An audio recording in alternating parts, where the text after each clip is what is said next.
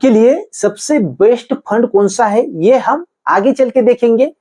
उसके पहले हम देखेंगे यहाँ पे सबसे पहले रिटर्न कितने आए हैं और कौन। तो मैं रविराज और आप देख रहे हैं स्टॉक मार्केट रविराज। तो दोस्तों यहाँ पे हमने जो पिछली वीडियो थी वहां पे हमने टू फंड को कंपेयर किया था, वो थे फ्लेक्सी कैप। उसके पहले हमने फोर फंड को ये किया था, यहाँ पे कैलकुलेट किया था यानी कंपेयर किया था, तो वो थे स्मॉल कैप। अब हम इस वीडियो में जाएंगे मिड कैप की तरफ। मिड कैप यानी क्या होता है, कभी भी इस बात को आप सुनिए, लार्ज कैप जो स्टॉक होते हैं वो कम वोलेटाइल रहते हैं और वो रिटर्न भी कम देते हैं, लेकिन जब भी गिरता है मार्केट तब वो लॉस भी कम देते हैं। इस बात को भी आप समझिएगा। लेकिन यहाँ पे अगर आप स्मॉल कैप में जाओगे तो वहां पे रिटर्न भी अच्छा मिलता है आपको और वहां पे आपको लॉस भी अच्छा मिलता है। इसके बाद जो इन दोनों को जो कंपेयर करके इन दोनों को अगर आप एक मिला दीजिएगा तो आपके लिए बनता है मिड कैप। मिड कैप यानी आपको वोलेटिलिटी भी मिलेगी, रिटर्न भी अच्छे मिलेंगे और जब मार्केट गिरता है तब आपका थोड़ा कम ही गिरेगा स्मॉल कैप की बजाय। तो यहाँ पे हम पहले जो फोर फंड है यूएम के चलते यानी एसेट अंडर मैनेजमेंट के चलते अगर हम देखेंगे तो पहले जो यूएम सबसे ज्यादा है, वैसे हम चार फंड आज यहाँ पे कंपेयर करेंगे, उनकी तुलनात्मक यहाँ पे स्टडी करेंगे। तो यहाँ पे पहला है HDFC mid cap direct growth fund, उसके बाद है कोटक मिड कैप और थर्ड नंबर पे आता है हमारा Nippon India mid cap direct growth fund और उसके बाद आता है फोर्थ नंबर पे Motilal Oswal mid cap direct fund. तो यहाँ पे हम सबसे पहले जाएंगे इनका जो टाइम है वो तो कितना एज है इन फंड का और कब से ये चालू हुए। तो यहाँ पे जो पहले तीन है यानी एचडीएफसी कोटक और निपॉन के जो फंड है उनको 12 साल 6 महीने हुए हैं और मोतीलाल ओसवाल को यहाँ पे 11 साल 5 महीने यहाँ पे हुए हैं। उसके बाद हम देखेंगे इनका रिटर्न कितना आता है और कितना आया है पास्ट में, आगे कितना आएगा ये तो कोई नहीं बता सकता। आप क्या मैं क्या और कोई भी एक्सपर्ट हो तो नहीं बताएगा आगे क्या। लेकिन पुराने बेसिस पे अभी आप समझो ये क्रिकेट खेल रहे हैं तो यहाँ पे जो प्लेयर लिए जाते हैं, जो खिलाड़ू है हमारे यहाँ पे प्लेयर यहाँ पे सेलेक्ट किए जाते हैं। तो समझो पिछली बार और पिछला जो एवरेज है पिछले 10 साल का या 2 साल का 3 साल का जो एवरेज है, तो यहाँ पे अगर जिस खिलाड़ू का अच्छा एवरेज है, यहाँ पे विराट कोहली लीजिएगा, आप रोहित शर्मा लीजिएगा या समझो यहाँ पे आप केएल राहुल को लीजिएगा, तो इनका जो एवरेज है ओवरऑल एवरेज वो अच्छा रहा है इसलिए उनको सेलेक्ट किया जाता है। उसी तरह ये जो म्यूचुअल फंड है इनका पास्ट देख के इनको सेलेक्ट किया जाता है, पास्ट में कितने रिटर्न बने। तो इस बात को आप थोड़ा समझिएगा। तो यहाँ पे हम जाएंगे 3 मंथ में देखेंगे तो यहाँ पे एचडीएफसी ने हमें लगभग 12.16% रिटर्न दिए हैं। वहां पे कोटक ने आपको हमें यहाँ पे 13.71% रिटर्न दिए हैं। निपॉन ने 9.04% रिटर्न दिए हैं। तो वहीं पे हमें जो ये है मोतीलाल ओसवाल का वहां पे 11.61% रिटर्न दिए हैं। 3 महीने में सबसे ज्यादा एचडीएफसी कोटक ने रिटर्न दिए हैं। उसके बाद अगर 6 महीने में देखेंगे तो एचडीएफसी ने 9.41% रिटर्न दिए हैं, कोटक ने 8.41% रिटर्न दिए हैं। वहीं पे अगर आप निपॉन का देखेंगे तो निपॉन ने 7.35% रिटर्न दिए हैं। मोतीलाल ओसवाल ने यहाँ पे सबसे कम रिटर्न दिए हैं जो है 1.94 यानी 2%। तो यहाँ पे जो 6 मंथ में अगर देखेंगे तो यहाँ पे एचडीएफसी ने अच्छे रिटर्न दिए हैं और 1 ईयर में अगर देखेंगे तो 1 ईयर में भी यहाँ पे एचडीएफसी ने अच्छे रिटर्न दिए हैं। एचडीएफसी का रेशियो है 9.66, कोटक का है 8.41 और निपॉन का है 8, यहाँ पे मोतीलाल ओसवाल का है 7.6%, 76%। तो यहाँ पे हम आगे भी देखेंगे भाई, एक साल में तो कोई भी ये हो सकता है, लेकिन लॉन्ग टर्म में कैसा रहा है तो यहाँ पे 3 ईयर का हम यहाँ पे डेटा देखेंगे। तो 3 ईयर में यहाँ पे जो ये आपके एचडीएफसी ने है लगभग 6.71% रिटर्न दिए हैं 3 साल में। तो यहाँ पे जो कोटक है वहां पे उसने 26.39% रिटर्न दिया है।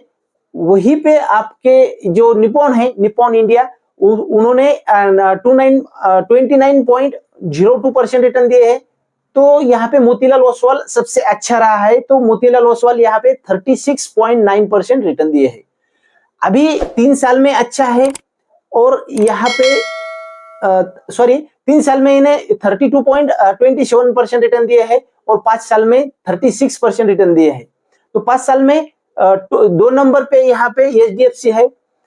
और यहाँ पे अगर हम फंड साइज की बात करेंगे तो फंड साइज सबसे ज्यादा जो है वो एचडीएफसी का है।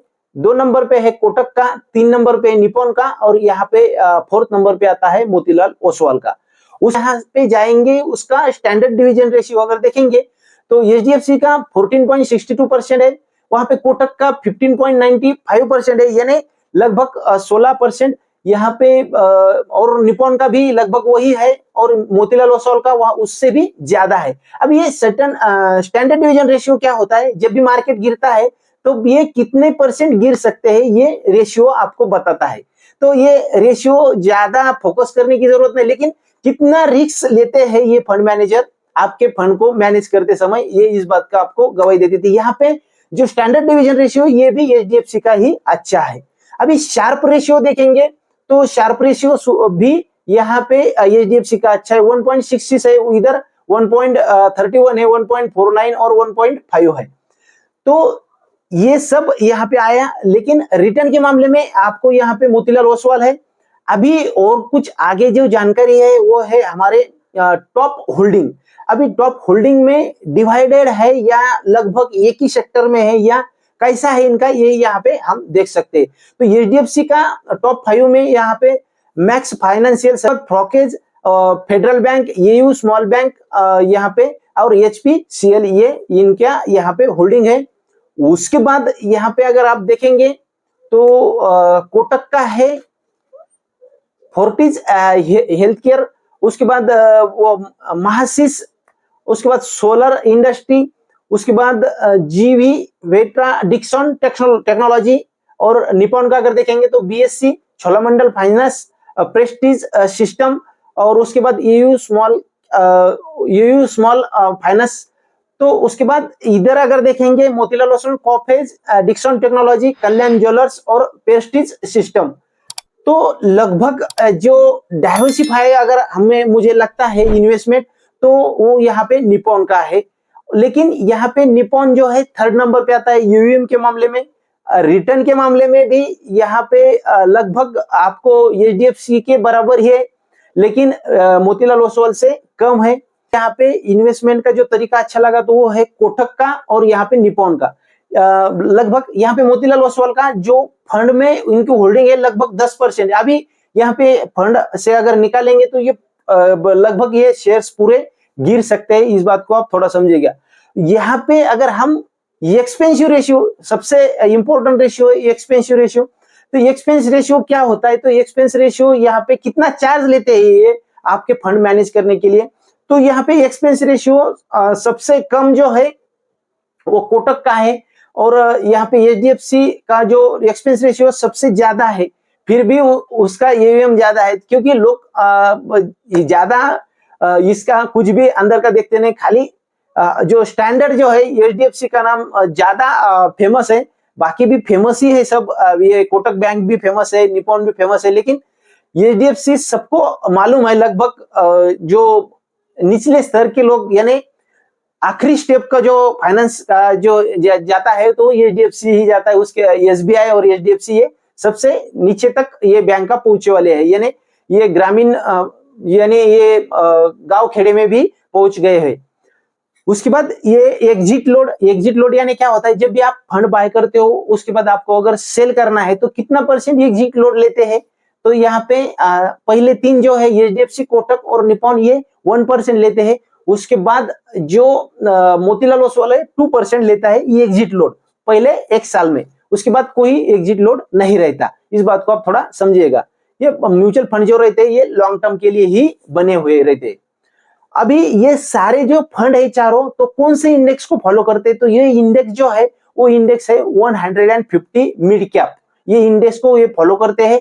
ये इंडेक्स आपको लॉन्ग टर्म के लिए ही अच्छा है, लॉन्ग टर्म के लिए आपको बना वाला है। अभी ये चारों फंड में आप कितना रुपया इन्वेस्ट कर सकते हैं? तो यहाँ पे मिनिमम आप 500 रुपए से इन्वेस्ट कर सकते हैं एसआईपी के जरिए, और लमसम अगर करना है तो 1000 से यहाँ पे ऊपर लमसम यहाँ पे कर सकते हैं।